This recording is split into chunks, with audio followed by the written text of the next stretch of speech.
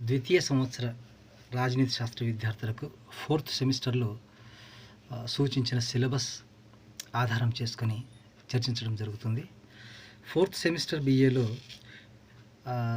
రాజనీతి శాస్త్రంలో భారత ప్రభుత్వము రాజకీయాలు అనే పేపర్లో భాగంగా ఈరోజు మనం భారత జాతీయోద్యమ చరిత్ర, భారత జాతీయోద్యమం రావడానికి గల కారణాలు మరియు జాతీయోద్యమ దశల గురించి చర్చించబోతున్నాం. ప్రధానంగా బిఏ రాజనీతి శాస్త్రం అధ్యయనం చేసే విద్యార్థి భారత రాజకీయాలు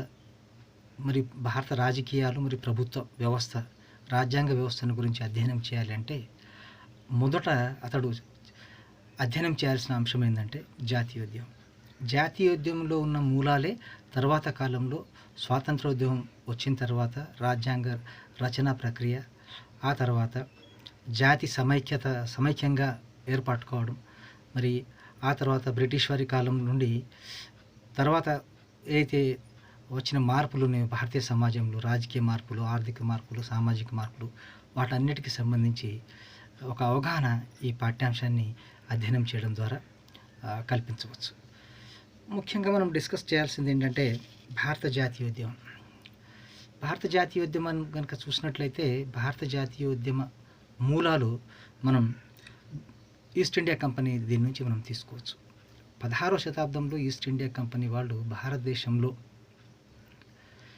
వ్యాపారం చేసుకోవడం కోసం ముఘల్ చక్రవర్తుల దగ్గర ఫర్మానాలు తీసుకొని సూరత్, గుజరాత్లోని సూరత్, పశ్చిమ బెంగాల్లోని కలకత్తా, మహారాష్ట్రలోని ముంబై, ఆ తర్వాత మచిలీపట్నం ఇటువంటి కేంద్రాల్లో వాళ్ళు వ్యాపార కేంద్రాలు తెరిచి అక్కడ వ్యాపారం కోసమే వాళ్ళు ఆ కేంద్రాలను ఏర్పాటు చేసుకొని వారు చేసేది.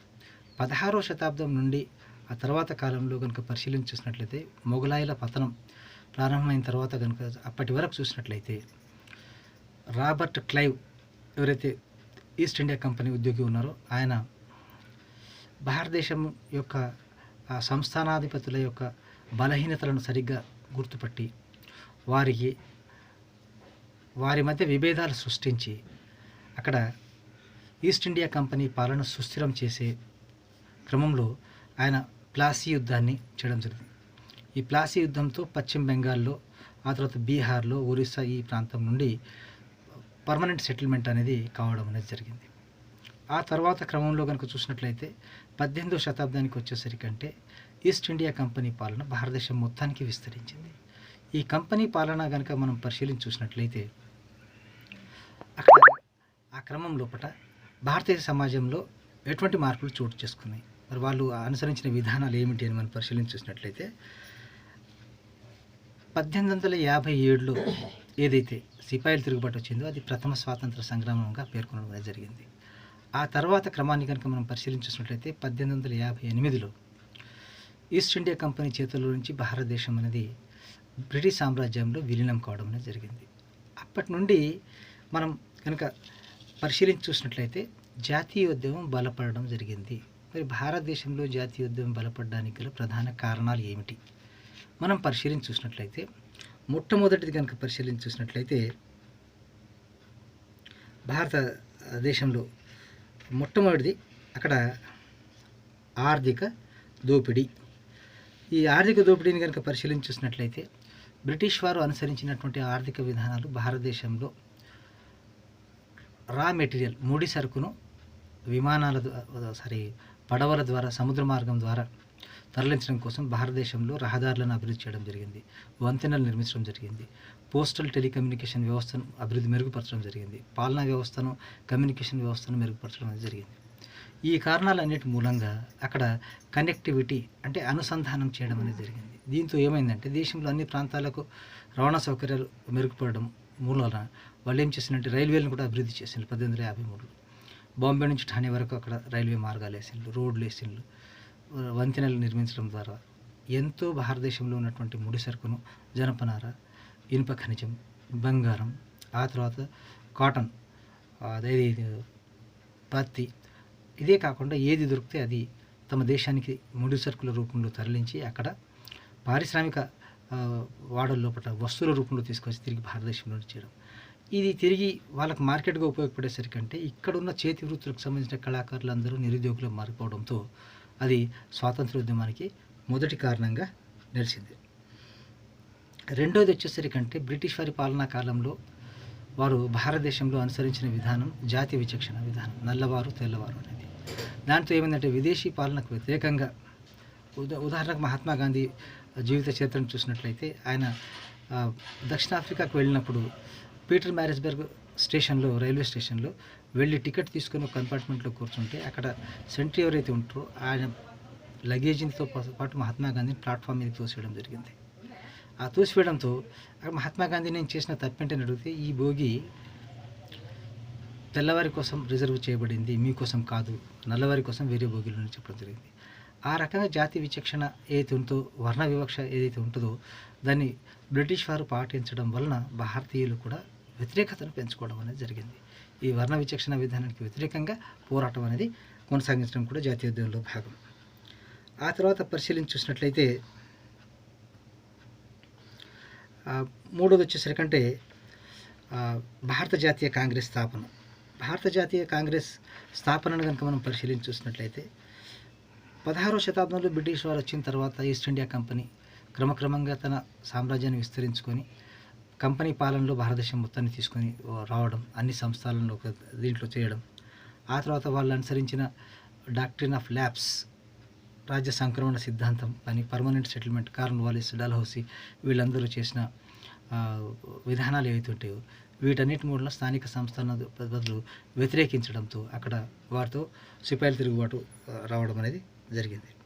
ఆ సిపాయిల తిరుగుబాటు వచ్చిన తర్వాత భారతదేశం బ్రిటిష్ సామ్రాజ్యంలో విలీనమైన తర్వాత అక్కడ బ్రిటిష్ వారి పాలనలో నేరుగా భారతదేశం పోవడం, ఆ తర్వాత బ్రిటిష్ పార్లమెంటు ఏదైతే ఉందో భారతదేశానికి సంబంధించి చట్టాలు చేయడం అనేది జరిగింది 1858లో. ఆ తర్వాత మనం పరిశీలించి చూసినట్లయితే 1858 నుంచి వాళ్ళు ఏంటంటే చార్టర్ చట్టాలు చేయడం అనేది జరిగింది. ఆ చట్టాలు భారతదేశంలో పాలనా సంస్కరణ తీసుకురావడానికి ఉద్దేశించినవి. కానీ భారతీయులు అంటే ఇంటలెక్చువల్ ఇండియన్స్, విద్యాధికులైనటువంటి భారతీయులందరూ, దేశంలో నలుమూలలో ఉన్నవాళ్ళు, బ్రిటిష్ విద్యను పొందిన వాళ్ళు, జాతీయ స్పృహ ఉన్న వాళ్ళందరూ కలిసి ఒక వేదికను ఏర్పాటు చేసుకోవాలనే లక్ష్యంతో వాళ్ళు పనిచేయడం జరిగింది.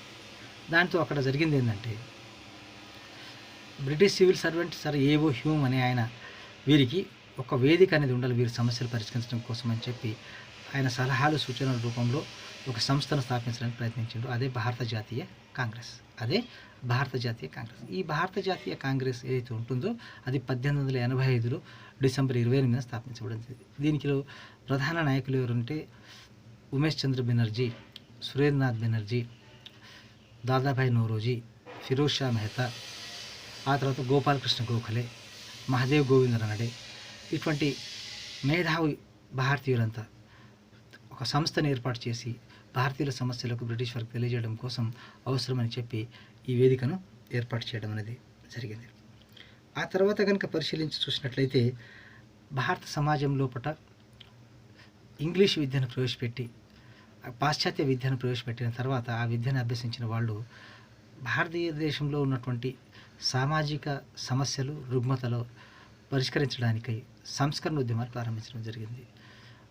ఆర్య సమాజ్ స్థాపించినటువంటి స్వామి దయానంద సరస్వతి తీసుకోండి, బ్రహ్మ సమాజ్ స్థాపించినటువంటి రాజారాం మోహన్ రాయ్ తీసుకోండి, ఆ తర్వాత ఈశ్వర్ చంద్ర సేన్, ఆ తర్వాత కందుకూరి వీరేశలింగం పంతులు, వీళ్ళు భారతదేశంలో ఏదైతే మూఢనమ్మకాలకు వ్యతిరేకంగా, ఆ తర్వాత భారతీయ సమాజంలో ఉన్నటువంటి వ్యతిరేక కుల అనుకోండి, అంటరాంతనం అనుకోండి, వితంతు సతీ సహగానం అనుకోండి, భ్రూణ హత్యలు అనుకోండి, ఆ తర్వాత మూఢనమ్మకాలకు వ్యతిరేకంగా కులానికి వర్ణ వ్యవస్థకు వ్యతిరేకంగా భారతీయ సమాజంలో మార్పులు తీసుకురావాలని, స్త్రీలకు వితంతు పునర్వివాహం చేయాలని, బాల్య వివాహాలు తగ్గించాలని, ఆ తర్వాత ఏకేశ్వరోపాసన చేయాలని చెప్పి, మతాల సారాంశం దేవుడు ఒక్కడే అని చెప్పి విగ్రహానికి వ్యతిరేకంగా చేసి సంస్కరించి ఐక్యతను పెంపొందించి జాతిని బలపరిచి జాతీయోద్యమాన్ని తోడ్పడాలని చెప్పి వీళ్ళందరూ కృషి చేయడం అనేది జరిగింది అన్నట్లు. ఆ తర్వాత పరిశీలించి చూసినట్లయితే 1772లో బ్రిటిష్ వారు భారతదేశంలో పత్రికలను ప్రారంభించడం జరిగింది. అది James Augustus hickey the Bengal గజెటీర్ అనే పత్రికను ప్రారంభించాడు. ఆ తర్వాత జాతీయ ఉద్యమ నాయకులందరూ విధిగా తామంటూ ఒక పత్రికను స్థాపించడం జరిగింది. దేశవ్యాప్తంగా విభిన్న ప్రాంతాల్లో పత్రికలు ప్రాంతీయ భాషల్లో ప్రచురించి ఆ జాతీయ ఉద్యమం యొక్క ప్రాధాన్యతను చేసి విదేశీ పాలన తొలగించాలంటే జాతీయ ఐక్యత అవసరం, సామాన్యుల్లో కూడా జాతీయ చైతన్యం అనేది పెంచడం జరిగింది.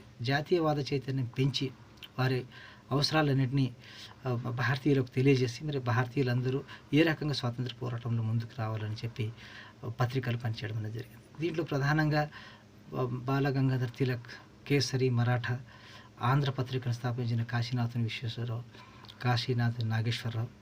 ఆ తర్వాత పరిశీలించినట్లయితే బెంగాల్లో యుగాంతర్, ఆ తర్వాత ఇతర పత్రికలు దేశవ్యాప్తంగా వివిధ ప్రాంతీయ భాషల్లో చేయడంతో జాతీయోద్యమం అనేది బలపడి బ్రిటిష్ పాలనకు వ్యతిరేకంగా ఉద్యమం బలపడడానికి కారణమైందని చెప్పొచ్చు.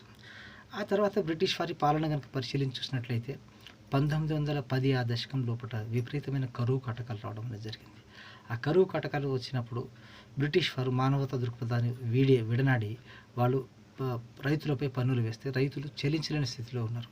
అయినప్పటికీ వారి పట్ల జాలి చూపకుండా పన్నులు వసూలు చేయడం ప్రారంభిస్తే ఆ రైతు వర్గాలన్నీ జాతీయోద్యమాన్ని బలపరిచి బ్రిటిష్ వారికి వ్యతిరేకంగా పోరాటం చేయడం అనేది జరిగింది. ఈ రకంగా కరువులు కాటకాలు పడ్డప్పుడు కూడా బ్రిటిష్ వారు తమ ఆదాయం మాత్రమే ముఖ్యంగా చూసుకొని బ్రిటిష్ భారతీయుల పట్ల చూపినటువంటి వైఖరి స్వాతంత్రోద్యమం బలపడడానికి వచ్చిందని చెప్పచ్చు. తర్వాత వచ్చేసరికంటే ప్రధానంగా చెప్పాల్సింది మొట్టమొదటిది సిపాయిల తిరుగుబాటు. ఇది సిపాయిల తిరుగుబాటు ఏదైతే ఉందో అది రావడానికి సామాజిక కారణాలు, ఆర్థిక కారణాలు, మతపరమైన కారణాలు, ఇంకా చూసినట్లయితే వీళ్ళు అనుసరించినటువంటి విధానాలు, కంపెనీ గవర్నర్ జనరల్ అనుసరించినటువంటి విధానాలు ఏవైతే ప్రత్యేకించి సైన్య సహకార పద్ధతి, ఆ తర్వాత ఏది రాజ్య సంక్రమణ సిద్ధాంతం, ఆ తర్వాత పర్మనెంట్ సెటిల్మెంట్ అనేది కార్న్వాలిస్. ఈ విధానాల మూలంగా స్థానిక సంస్థానాధీశులందరూ కలిసి వ్యతిరేకంగా పోరాటం చేయడంతో కంపెనీ పాలన అనేది ముగిసిపోయి బ్రిటిష్ వారి చేతిలోకి రావడం అనేది జరిగింది. ఆ తర్వాత జాతిలో చైతన్యం వచ్చిన తర్వాత అందరూ భారత జాతీయ కాంగ్రెస్ని ఏర్పాటు చేసుకొని దానిలో భాగంగానే దాన్ని వేదికగా ఏర్పాటు చేసుకొని బ్రిటిష్ వారికి వ్యతిరేకంగా పోరాటం చేయడం అనేది జరిగింది. ఇది భారత జాతీయోద్యమం రావడానికి బలపడడానికి గల కారణాలు. ఆ తర్వాత మనం చర్చించాల్సిన అంశం ఏంటంటే భారత జాతీయోద్యమం ఏర్పాటు అనంతరం అది ఏ రకంగా కొనసాగింది. 1885లో భారత జాతీయ కాంగ్రెస్ ఏర్పాటైన తర్వాత అది వేదికగా చేసుకొని జాతీయ నాయకులందరూ స్వాతంత్ర ఉద్యమాన్ని బ్రిటిష్ వారికి వ్యతిరేకంగా కొనసాగించడం జరిగింది. ఈ కొనసాగించే క్రమం లోపల 1947లో స్వాతంత్రం భారతదేశానికి వచ్చేంత వరకు అది ఎన్ని దశలలో కొనసాగింది, మరి ఒక్కో దశలో ఎటువంటి చర్యలు తీసుకోవడం జరిగింది, బ్రిటిష్ వారికి వ్యతిరేకంగా ఎటువంటి విధానాలతో పోరాటం చేయడం జరిగింది అనేది పరిశీలించి చూసినట్లయితే ఆర్సి మజుందార్ అనే చరిత్రకారుడు ఏం చెప్తారంటే భారత జాతీయ కాంగ్రెస్ చరిత్రని భారత జాతీయోద్యమంగా చెప్తారు. ఆయన చరిత్రను 3 రకాలుగా విభజించి జాతీయోద్యమ చరిత్రను ఒకటి మితవాద దశగా పేర్కొనడం జరిగింది. మితవాద దశ ఏదైతే ఉందో ఇది మొదటి దశగా చెప్తారు.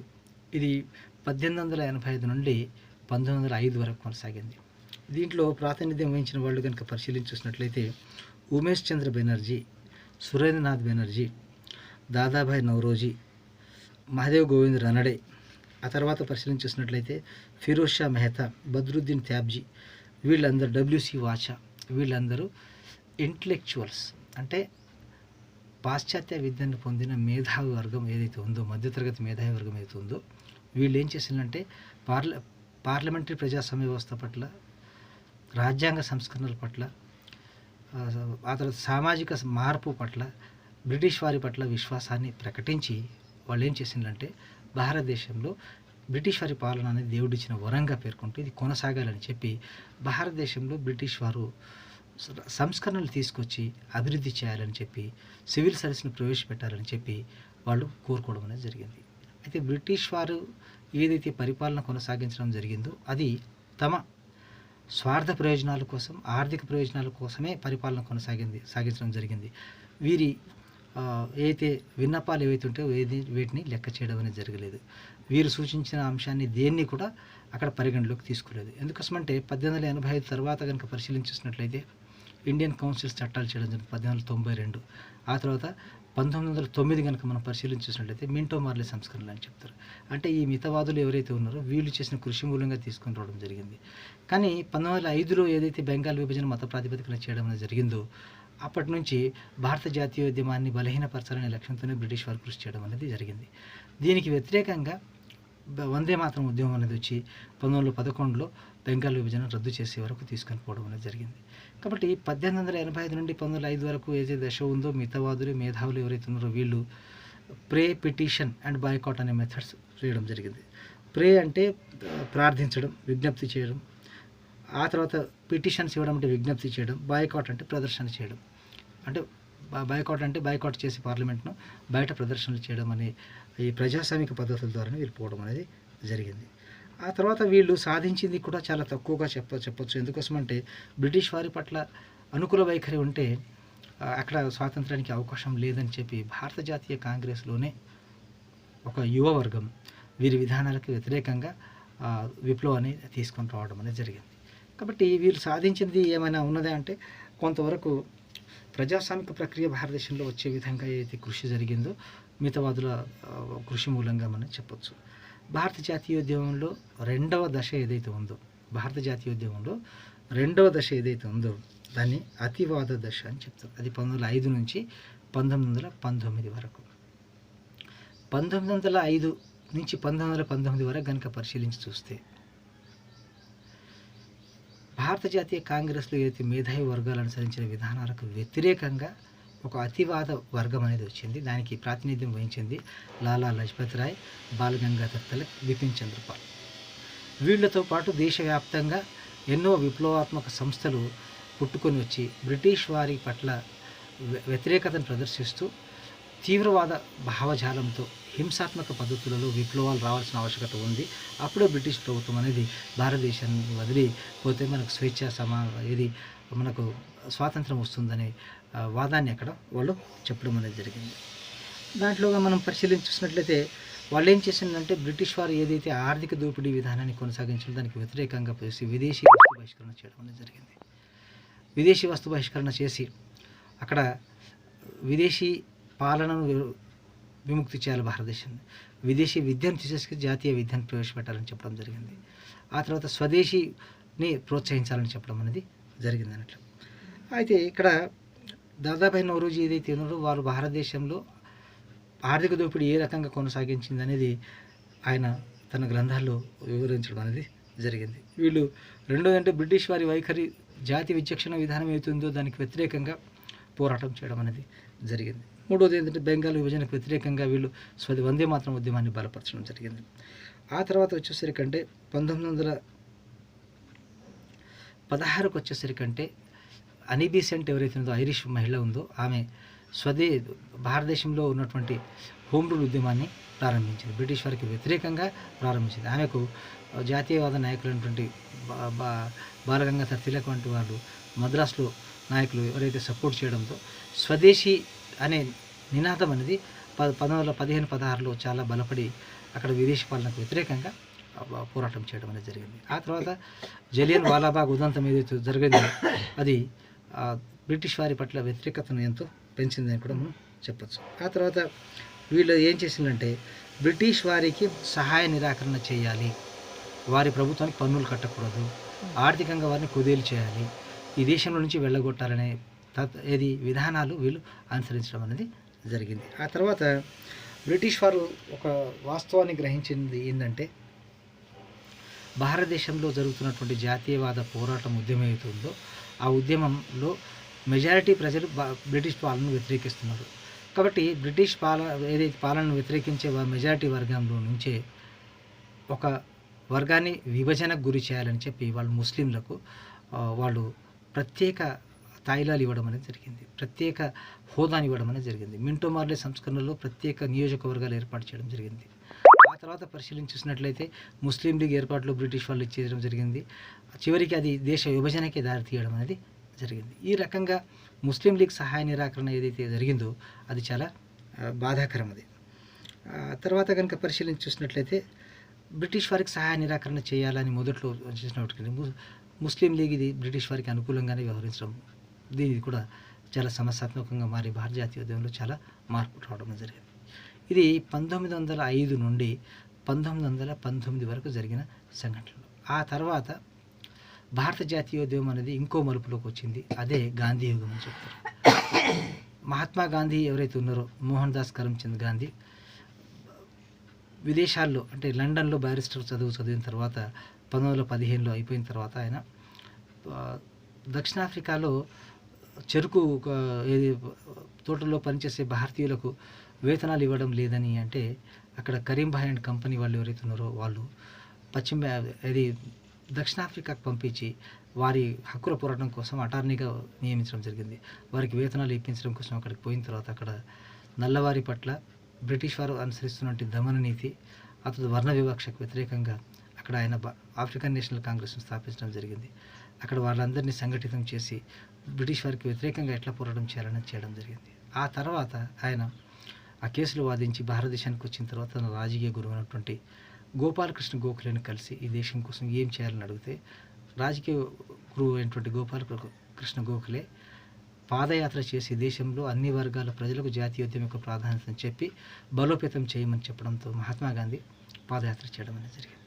పాదయాత్ర చేస్తూనే ఆయన ఏం చేసిందంటే జాతీయోద్యమంలో భారత జాతీయ కాంగ్రెస్ సహకారంతో ఆయన కొన్ని నిర్దిష్ట ప్రతిపాదనలు, రాజ్యాంగ వాద ప్రతిపాదనలు, ఆ తర్వాత రాజ్యాంగబద్ధంగా ఏదైతే విధానాలు ఉన్నాయో వాటన్నిటిని శాంతియుత పద్ధతులతో ఆయన అనుసరించడం అనేది జరిగింది. దాంట్లో భాగంగానే మహాత్మా గాంధీ యుగం 1920 నుంచి 1947 వరకు 3 ప్రధాన ఘట్టాలుగా చెప్పడం జరుగుతుంది. ఒకటి 1920లో సహాయ నిరాకరణ ఉద్యమం చేయమని చెప్పడం జరిగింది. ఎందుకోసమంటే అక్కడ 1919లో జనరల్ డయ్యర్ ఎవరైతే ఉన్నారో జలియన్ వాలాబాగ్లో విచక్షణ రహితంగా భారతీయులపై కాల్పులు జరిపి అది చేయడం, ఆ తర్వాత అక్కడ లాఠీలు దెబ్బతిన్నటువంటి లాలా లజపత్ రాయ్ చనిపోవడం, ఈ కారణాలన్నిటి మూలంగా ఈ ప్రభుత్వానికి సహాయ నిరాకరణ చేయండి, పన్నులు కట్టొద్దు, ఆ తర్వాత విద్యాలయాలు బహిష్కరించండి, న్యాయస్థానాలు బహిష్కరించండి, స్వదేశీ వారి వస్తువులను నిరాకరించి స్వదేశీ వస్తువులని చేయండి అని చెప్పి అన్ని రూపాలలో సహాయ నిరాకరణ చేయాలని చెప్పి 1920లో మహాత్మా గాంధీ సహాయ నిరాకరణ ఉద్యమాన్ని ప్రారంభించడం అనేది జరిగింది. అది 22 వరకు కొనసాగింది. ఆ తర్వాత 1923లో జాతీయ కాంగ్రెస్ను విభేదిస్తూ స్వరాజ్య పార్టీ ఏర్పాటు చేసి స్థానిక సంస్థలు ఏర్పాటు చేస్తే మెజారిటీ స్థానాలు పొందడం జరిగింది. తర్వాత 1927లో సైమన్ కమిషన్ భారతదేశానికి వచ్చి భారతదేశంలో అశాంతి చెలరేగడానికి కారణం ఏందని పరిశీలించి చూసినట్లయితే 1927లో సైమన్ కమిషన్ వచ్చి తర్వాత అది ఆ కమిషన్ కనుక పరిశీలించి చూసినట్లయితే ఆయన రిటైర్డ్ సివిల్ సర్వెంట్, ఆయన నేతృత్వంలో ఆ కమిటీ బ్రిటిష్ ప్రభుత్వం చేసింది. భారతీయులకు ఏ ఒక్కరికి కూడా చోటు కలగకపోతే సైమన్ కమిషన్ బహిష్కరించాలని చెప్పడంతో సైమన్ గోబ్యాక్ నినాదాలు వచ్చినాయి. దాంతో జాతీయ నాయకులకు, కార్యకర్తలకు వాళ్ళందరిపైన హింస జరిగి ఎందరో మంది చనిపోవడం అనేది జరిగింది. కాబట్టి ఈ బ్రిటిష్ వారి విధానాలు ఏకపక్షంగా ఉండడం, భారతీయుల అభిప్రాయాలను పరిగణలోకి తీసుకుపోవడం, ఈ కారణాల మూలంగా జాతీయోద్యమం బలపడడం అనేది జరిగింది. 1929లో సైమన్ కమిషన్ నివేదిక ఇచ్చిన తర్వాత భారతదేశంలో రాజ్యాంగబద్ధ పాలన ఉండాలి, వారికి సొంత ప్రభుత్వం అనేది ఉంటేనే ఈ సమస్యకు పరిష్కారం దొరుకుతుందని చెప్పడం జరిగింది. తర్వాత 1930లో వాళ్ళు దీన్ని స్పందించి వాళ్ళు ఏం చేసినట్టే రౌండ్ టేబుల్ సమావేశాలు ఏర్పాటు చేసినారు. అయితే రౌండ్ టేబుల్ సమావేశాలు బహిష్కరించడం జరిగింది. మొదటి దానికి మహాత్మా గాంధీ పోవడం జరిగింది, రెండో దానికి అవి బహిష్కరించడం జరిగింది. కానీ బ్రిటిష్ వాళ్ళు ఏం చేసినారు, 1932లో కమ్యూనల్ అవార్డు ప్రకటించడం జరిగింది. అంటే మత ప్రాతిపదికన, సామాజిక నేపథ్యం ప్రతిపదికన ప్రాతినిధ్యం ఇస్తామని చెప్పి దాన్ని మహాత్మా గాంధీ తిరస్కరించడం అనేది జరిగింది. ఆ తర్వాత పరిశీలించి చూసినట్లయితే 1930లో బ్రిటిష్ వారికి వ్యతిరేకంగా మహాత్మా గాంధీ శాసన ఉల్లంఘన ఉద్యమం చేస్తాడు.